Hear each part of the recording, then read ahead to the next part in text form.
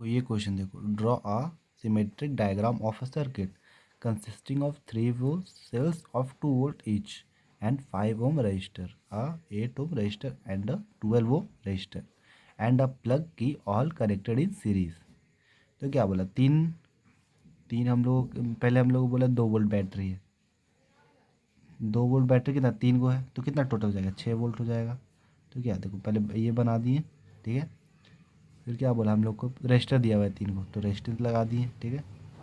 All connected in series, तो series में कर दिए, बस इतना ही। देखो 2023 में 13 में आया था। देखो, the voltage current graph of a metallic circuit at two different temperature T1 and T2 shown in figure, which of two temperature is higher and why. देखो VI ग्राफ पढ़े थे, या हम लोग को T1 और T2 दिया हुआ है, ठीक है। Resistance R is directly proportional to T। हम लोग क्या पढ़े थे, रेजिस्टेंस जो है डायरेक्टली प्रोपोर्शनल किसे, टेम्परेचर से, ठीक है।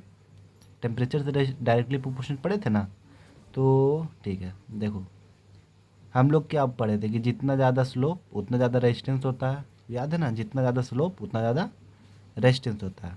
तो इफ़ रेजिस्टेंस जो है डायरेक्टली प्रोपोर्शनल टेम्परेचर से, तो क्या जितना ज़्यादा मतलब क्या बोलते हैं, रेजिस्टेंस हुआ उतना ज़्यादा टेम्परेचर होगा।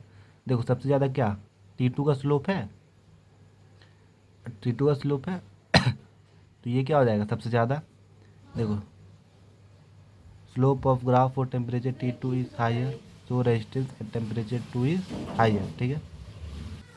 देखो ये क्वेश्चन देखो, a wire of 5 resistance 5 ohm is bent in form of close circles, what is the effective resistance between the 2 point at the end of any diameter of circle. देखो क्या बोला है, एक वायर था 5 ओम का, ठीक है।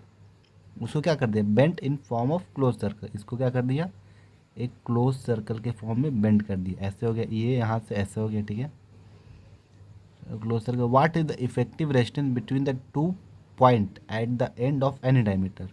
तो डायमीटर तो यहाँ से यहाँ होता है, तो हम लोग को पूछा कि ये दोनों बीच का कितना, व्हाट इफेक्टिव रेजिस्टेंस कितना है ये दोनों पॉइंट के बीच में, between the 2 points of end of a circle, ठीक है। रेजिस्टेंस ऑफ ईच सेल क्या हो जाएगा, हाफ हो जाएगा, यहाँ भी 2.5 हो जाएगा, यहाँ भी 2.5 हो जाएगा, हाफ हो जाएगा, ठीक है। These two half are grouped in parallel combination. क्यों पैरेलल कॉम्बिनेशन हुआ, देखो यहाँ से मान लो आई करंट आ रहा था, तो यहाँ पे बढ़ गया ना, देखो यहाँ पे अलग जाएगा, यहाँ पे अलग जाएगा, यहाँ पे I1 जाएगा, यहाँ पे I2 जाएगा, तो क्या करंट बढ़ गया, तो किस में हो गया, पैरेलल में, तो पैरेलल वाला फॉर्मूला लगा देंगे, ठीक है। ठीक है, समझ आ गया। देखो एक ये question, 6 resistance each of 1 are connected to form a regular hexagon as shown in figure, ऐसा, ठीक है। Calculate the resistance offered by the combination if the current enters at point P and leaves, मतलब यहाँ इस दोनों के बीच में हमको रेजिस्टेंस बताना है कितना होगा। तो देखो यहाँ से मान लो हम लोग आई करंट आया, ठीक, आई आया, तो यहाँ पे तो बढ़ जाएगा, यहाँ देखो यहाँ से यहाँ बढ़ जाएगा, तो यहाँ क्या होगा, I1 होगा, यहाँ क्या होगा, I2 होगा, ठीक। तो यहाँ I2, यहाँ भी I2 जाएगा, यहाँ भी I2 जाएगा, यहाँ भी I2, यहाँ तक I2 जाएगा, फिर यहाँ I1 जाएगा, यहाँ I1 जाएगा, यहाँ I1 जाएगा, फिर यहाँ दोनों मिल जाएगा, ठीक है। तो हम लोग क्या देखा, ये क्या है, सीरीज़ में है इतना, और ये कितना है, ये भी सीरीज़ में है, तो 1 2 3 ऐड हो जाएगा, तो क्या हो जाएगा, 3 ओम होगा, और ये वाला भी क्या हो गया, 3 ओम हो गया, ठीक है।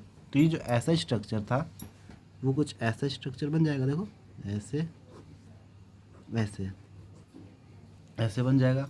ये तीनों की जगह आर इक्विवेलेंट इसका हो गया क्या, 3 ओम, तो एक रेजिस्टेंस इसकी हो जाए, इसकी जगह भी एक रेजिस्टेंस, ठीक। ऐसे बन गया, कितना हो गया, 3 ओम, 3 ओम। अभी भी क्या पैरेलल में है, तो इसको ऐसे ही सॉल्व करेंगे, 1/R equivalent equal to 1/3 plus 1/3 2/3 1/R equivalent. फिर देखो ध्यान देना, 1/R इक्विवेलेंट 2/3 है, तो R इक्विवेलेंट कितना होगा, 3/2, ठीक है। ये आंसर, ओके।